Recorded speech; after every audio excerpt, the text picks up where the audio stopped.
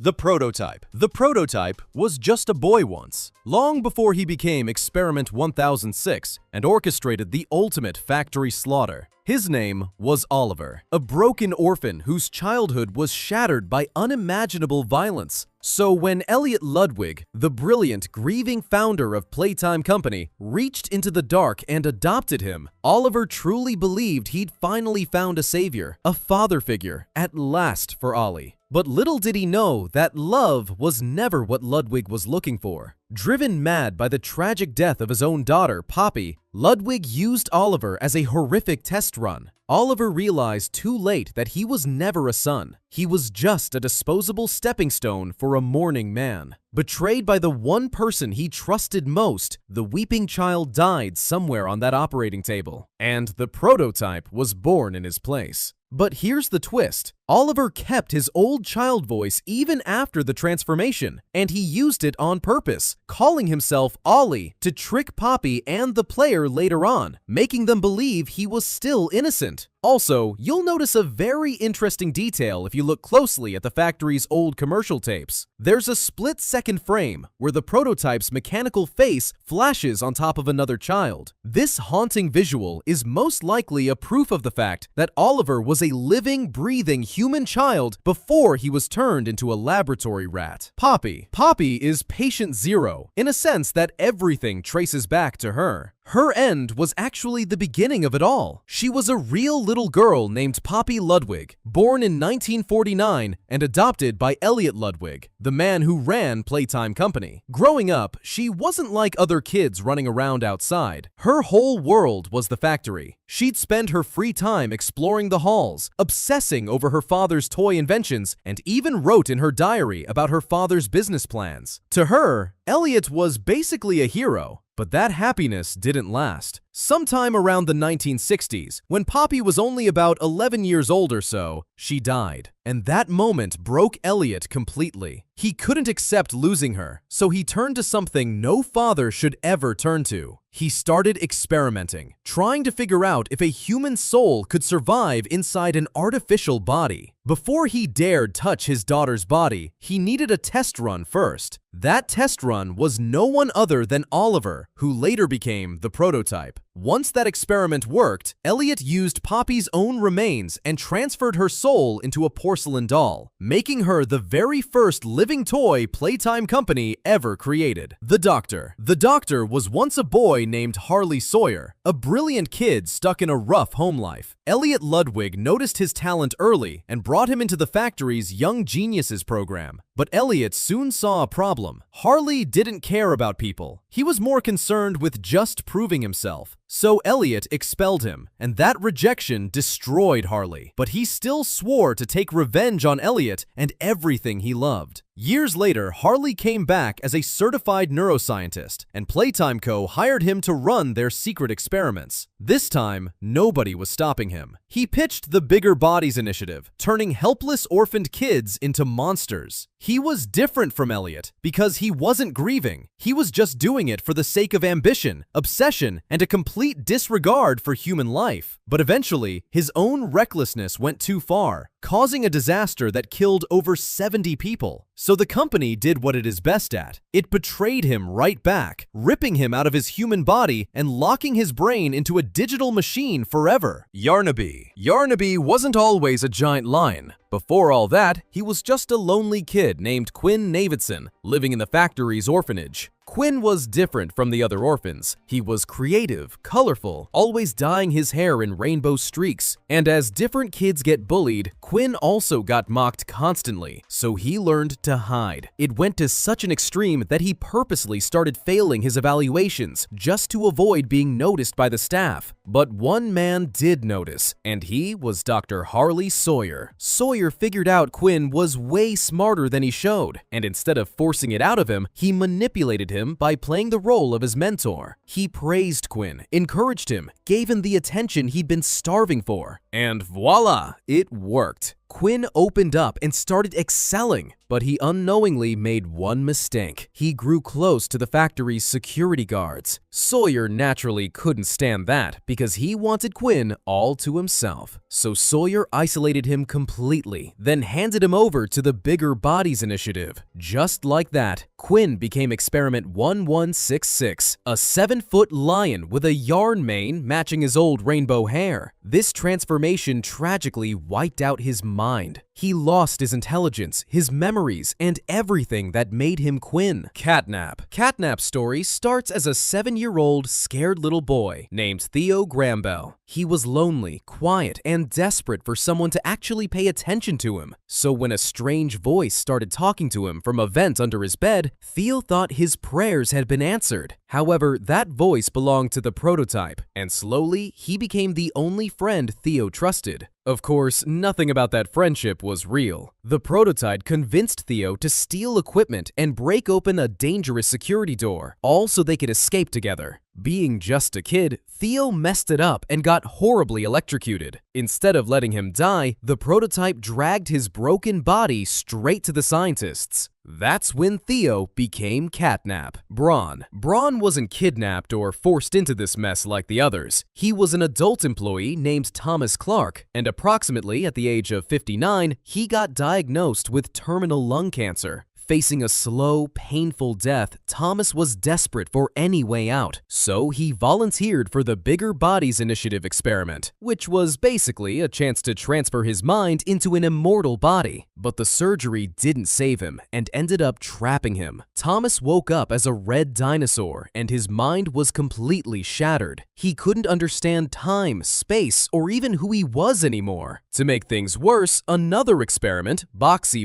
mauled him out of pure hatred and revenge. And later, during the Hour of Joy, the very toys rebelling against the company turned on him too, simply because he used to be one of the humans who worked there. Mommy Longlegs. Mommy Longlegs was once a girl named Marie Payne, who suffered from bullying by a group of boys. Luckily, she had someone who loved her back, a caretaker named Claire Harper, who endearingly called her my little girl. But things changed after Marie got exposed to CatNap's red smoke. She started having horrifying nightmares, seeing skeletal monsters in her sleep, and it slowly wrecked her sense of safety. Because her violent panic attacks were becoming a nuisance, Dr. Sawyer picked her for the Bigger Bodies Initiative, and she was sadly transformed into a stretchy, spider-like creature. Marie was able to keep her intelligence and her caring instincts. She was violent toward the scientists, but quite calm when it came to other experiments, so the company misused that, making her the hostess watching over the orphans. Doughy the Doughman. Doughy the Doughman breaks the usual pattern. Because it's a monster trapping 3 individuals, Playtime Company actually fused 3 separate kids into a single body for their sinister plan. First, there's Jack Ayers, a normal kid who won a factory tour but tragically fell into a giant vat of raw dough. Then there's Kevin Barnes, an orphan with a violent temper, giving Doughy terrifying strength but also making him dangerously unstable. And finally, there's Matthew Hallard, calm and level-headed, who tries his best to keep the other 2 under control. The most heartbreaking part comes when Playtime Company tricks Jack's own parents into visiting the lab. Instead of a peaceful reunion, Kevin's aggressive personality overrides the body in a fit of rage, causing Doughy to attack and kill them both. When Jack finally regains control, he realizes the atrocity that has just been committed. Lily Lovebraids. Lily Lovebraids, quite interestingly, started as one of the villains. Her human name was Gracie Green, and she worked at Playtime Company as a wellness counselor. She was charismatic, highly intelligent, and used a friendly persona to hide the fact that she had no real empathy at all. She forced traumatized kids to break down mentally, gaslighting them into believing they were always toys, never human children at all, and punishing anyone who resisted while smiling and dismissed it as just helping them adjust. When the Hour of Joy hit, the toys remembered exactly who she was. Instead of killing her, the prototype thought of something crueler. He turned her into Lily Lovebraids, a ball-jointed doll with long purple braids. As this much torture wasn't enough, he then locked her away in total isolation, using the exact same conditioning tricks she used on the poor kids before. Eventually, her mind completely broke. She forgot her past, her crimes, even her own name, fully becoming Lily, a childlike toy hosting delusional tea parties in Sweet Street. Kissy Missy. Kissy Missy's story looks a lot different once you dig into the clues, because before she became that pink plush, she was just another helpless child. This claim directly challenges the popular theory that she was a rebellious adult employee, like Stella Graber, who got caught and punished by the company. In the game, she's seen staring at an old photograph of a young girl,